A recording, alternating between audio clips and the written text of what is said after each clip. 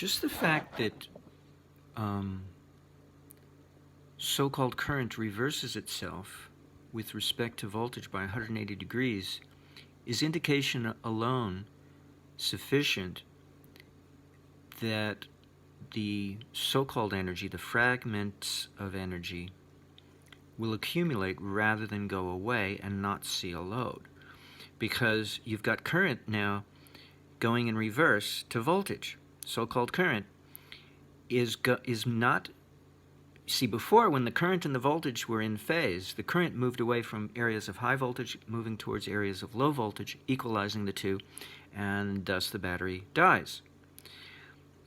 And the air stops moving from areas of high pressure towards areas of low pressure to carry some of that air from the high pressure and transfer it to the areas of low pressure to equalize the pressures between the two areas on the surface of the planet, or above the surface of the planet in the atmosphere. Well, current is no different, but that's only when so-called current and voltage are in phase with 0 degrees separation between them. Positive unity power factor. But when it's negative unity power factor and the so-called current is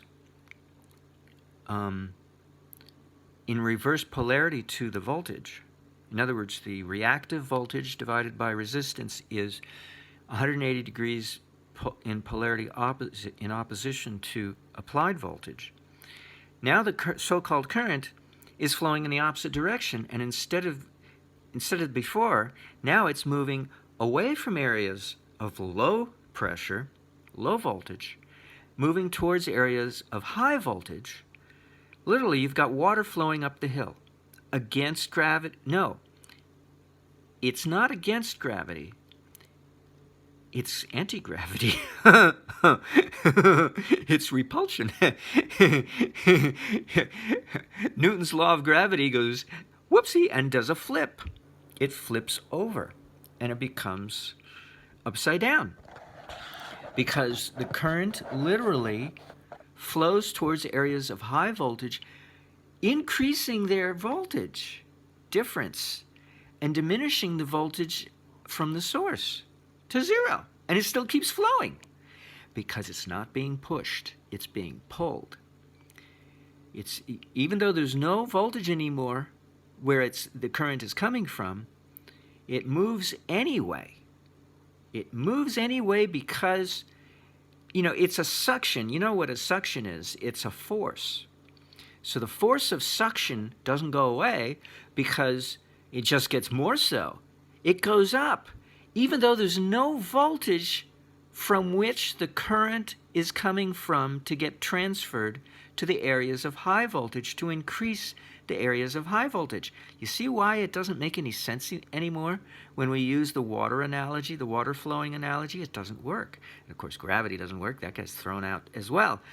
So electricity literally behaves in a way, ultimately, or correctly, in terms of accuracy, it does not behave in a macroscopic fashion the way we see the world.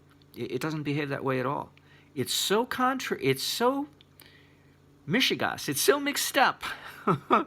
We're the ones mixed up because we can't accept it. No, it's got to conform to materialistic reality. No, it doesn't. Only some of the time when the current, so-called current and the voltage are in phase. But when they're out of phase, oh boy, everything is so different. It took me 4 years to get used to this. And the simulator is telling me this. We program the simulator to behave this way. I'm just telling you the way we program the simulator. I'm just deducing from its behavior. It's not like it's new stuff. It's just we're so dishonest with ourselves. Oh, no, that's not the way it is. Well, then why program the simulator to behave that way? Oh, you broke the simulator. No, I didn't. If I broke it, you know what it does? I get an error message and it freezes. It won't let me proceed. I didn't break anything. Oh, God. How can current move voltage from its tail end towards its nose end if there's no voltage there to move? It keeps moving it anyway. Where does it come from? This is what I mean by cloning, see? We graphically, in our brains say current is moving voltage from one place to another place. Diminishing where it's coming from and increasing where it's going to. Wrong answer. That only works when the so-called current and the voltage are together in phase. But when they're out of phase by 180 degrees, that description doesn't work at all. Because there's no voltage to come from the current to move. Oh, it's hilarious.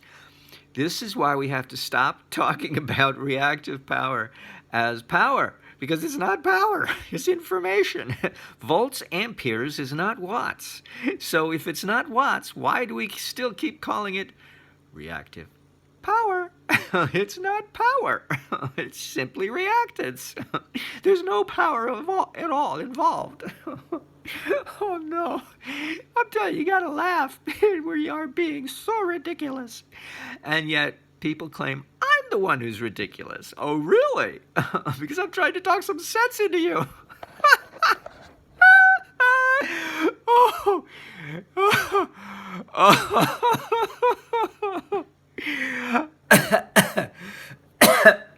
I'll more likely die from laughter than old age at this point.